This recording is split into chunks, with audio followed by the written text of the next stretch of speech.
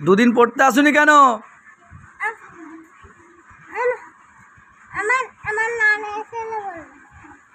তুমি বাড়িতে কি করছিলে? থালা বাটি মাজছিলে? তা পড়তে আসুনি কেন দুদিন? কি করতে?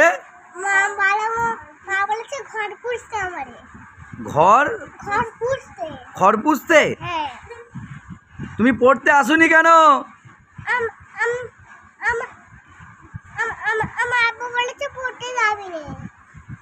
তোমার আব্বু মানা করেছে? কেন মানা করেছে?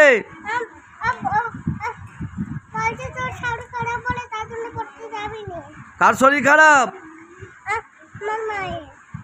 তোমার শরীর খারাপ? তোমার মায়ের শরীর খারাপ। আর তোমার? তুমি কি করছিলে? আসুনি কেন পড়তে?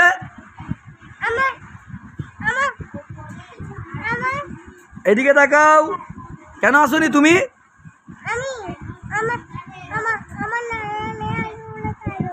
তোমার নানা নানি আসবে বলে? তোমার নানা নানি কি সকালবেলায় এসেছিল? সকালে পড়তে আসুনি কেন?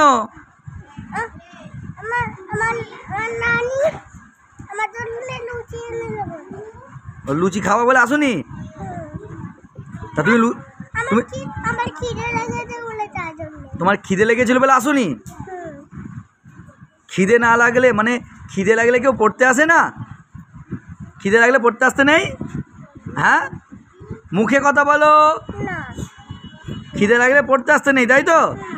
আর তুমি কি বলে তোমার জন্য কি হয়েছে? তোমার কি হয়েছিল? হ্যাঁ, তোমার খিদে লেগেছে বলে আসুনি? হ্যাঁ, আর তুমি যে বললে কাশি হয়েছে বলে আসুনি?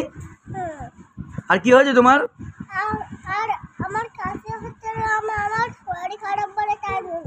মানে খিদে লেগে বলে আসুনি, তারপর কাশি হয়েছিল বলে আসুনি, তারপর নানা নানি এসেছিল বলে আসুনি, তারপর আব্বু মানা করেছে বলে আসুনি, তারপর মা ঘর মুছতে বলে আসুনি, তাই তো? তুমি ঘর মুছেছিলে? মুছতে পারো কি দিয়ে মুছেছিলে?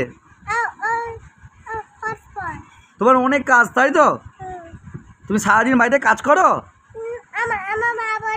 হ্যাঁ, ঘর পুছতে, তাই তো? আচ্ছা, তা দুদিন কামাই করলে কেন? 3 দিন। তা এত পড়া কামাই করলে কি পড়া হবে তোমার?